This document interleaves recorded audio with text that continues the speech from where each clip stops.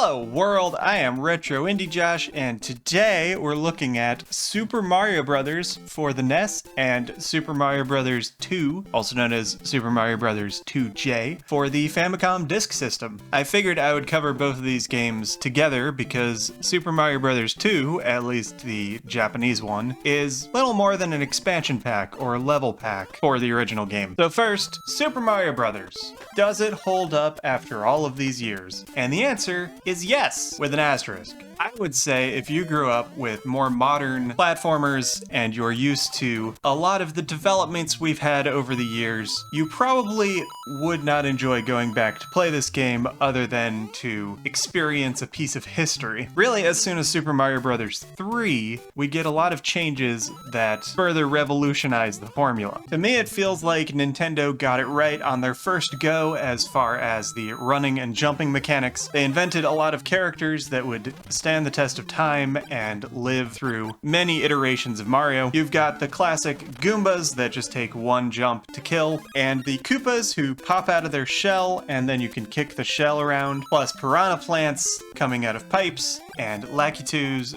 throwing spinies at you, and of course Bowser himself, although he's very different in this version. And of course we can't forget Princess Peach, who is always in another castle. Now, when Nintendo released this game, platformers were not really an established genre, and I really like how they described this game. They described Mario as an athletic game, because you run and you jump, and those are very athletic activities. And I think even today, the Mario games distinguish themselves from other platformers in that they're very athletic. It feels like you're running through an obstacle course rather than just finding your way through an area. One thing that makes the original Mario Bros. Feel super primitive, especially to a modern audience, is that it doesn't scroll backwards.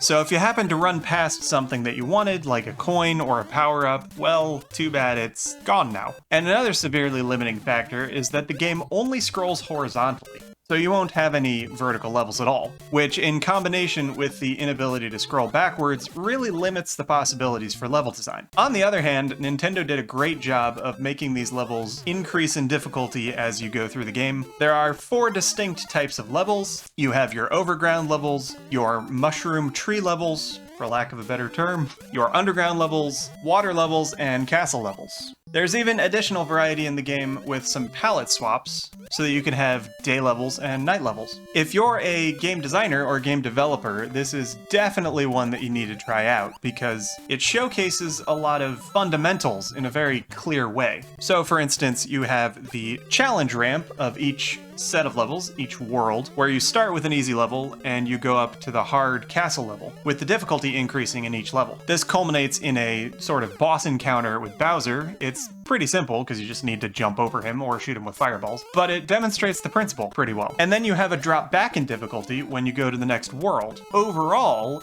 every world ramps up the difficulty. Like in almost every Mario game after it, the original Mario Bros. Features a mushroom power-up that turns Small Mario into Super Mario, and a Fire Flower power-up that turns Super Mario into Fire Mario. The other change that not only makes the game feel a little more primitive, but also makes it significantly more difficult, a lot more than you might think, is that when you have Fire Flower Mario, getting one hit takes you back to regular Mario. Fire Mario, of course, can throw fireballs, turning the game into sort of a shooter, which is very interesting because it almost feels like 2 completely unique games. It seems natural now, but I think back then it was pretty surprising. And then there is Super Mario Bros. 2J. I'm sure a lot of you are already aware of this lore, but I feel like I have to go over it. When Nintendo were developing Super Mario Bros. 2 for the Famicom Disk System, they ultimately ended up not releasing it in the US. Some people say it's because the difficulty level was too high and the US audience wouldn't be ready for it, but of course the other possibility is that we didn't have a Famicom Disk System. There was no NES Disk System. But regardless, we got a completely different game, which was a reskin of the Japanese Doki Doki Panic, which we know as Super Mario Bros. 2, and Japan knows as Super Mario Bros. USA. So there are 2 Super Mario Bros. 2 games, and we're talking about what we call Super Mario Bros. 2J because it only released in Japan. This was later released on Super Mario All-Stars as The Lost Levels, and recently released on the Nintendo Online service on Switch. So if you want to try this game, that's a way that you can do that. So Super Mario Bros. 2 is basically a level pack with a few additional additional features. There are poison mushrooms, which are introduced almost immediately, which will kill you on contact instead of giving you the Super Mario power-up. Green springs throw you so high that you go way off the screen and can't tell where you are for a long time. And there are stages with wind that blows you around and makes the physics completely different, usually accompanied with small platforms and lots of death bits.